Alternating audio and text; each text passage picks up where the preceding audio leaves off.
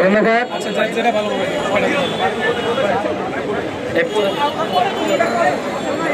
প্রথমেই স্মরণ করি আমাদের বৈষম্য বিরোধী আন্দোলনে যে সকল ভাই বোন শহীদ হয়েছে তাদের জন্য আমরা মাগফিরাত কামনা করি। প্রিয় শিক্ষার্থী ভাই বোনেরা, আমরা কি আজ ভালো আছি?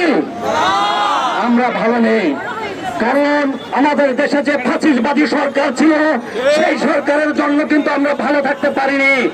আপনারা দেখেছেন এই আন্দোলনটি দীর্ঘ 12টি বছর পেরিয়ে আসতেছে, তবু এই ফ্যাসিস্টবাদী সরকার আমাদের দাবিটি বাস্তবায়ন করে নেয়নি।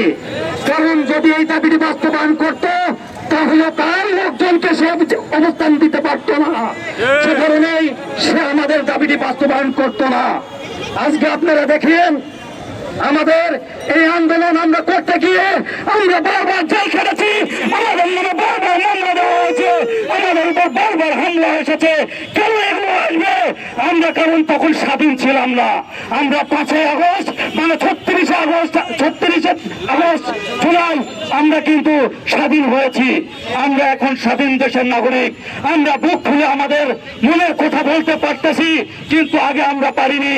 কারণ এই মাথা মোটা কিছু সিস্টেম, এই আমাদের যে ফ্যাসিস্টবাদী সরকার, এই সিস্টেমের কারণে কিন্তু আমরা আমাদের দাবি নিয়ে বারবার আমরা গিয়েছি, আমাদেরকে তারা বারবার মিথ্যা আশ্বাস দিয়েছে, কিন্তু কখনো দাবি বাস্তবায়ন করেনি।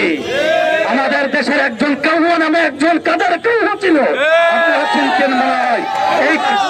এই কাদের কাউয়া বলতো, কি বলতো জানেন? যে আগামী মাসে দাবি বাস্তবায়ন করা হবে। সেই কাদের কাউয়া একথা বলতো, আসলে সে একজন বাটপার, সে একজন বাটপার। এ সকল বাটপারকে আমরা পতন করেছি, আমরা ভালো করেছি, কারণ এই বাটপাররা এদেশে থাকার জায়গা নেই। আমরা এই সমস্ত বাটপার চাই না। আমরা আমাদের এখন স্বাধীন রাষ্ট্রে বসবাস করতেছি। অতএব আমাদের অন্তর্বর্তীকালীন সরকার, আপনারা জানেন আমাদের এই মাঝের কিছু সহযোদ্ধা আছে, তারা উপদেষ্টা মন্ডলীতে আছে। আমরা চাই আমাদের ভাইরা অতি তাড়াতাড়ি আমাদের এই দাবিটি বাস্তবায়ন করে দেখ, এবং আমরা আমাদের পড়াশোনা যেন করতে পারি, সেজন্য আমরা ঘরে ফিরে যেতে পারি। ধন্যবাদ সবাইকে। ধন্যবাদ রুমান কবির ভাইকে।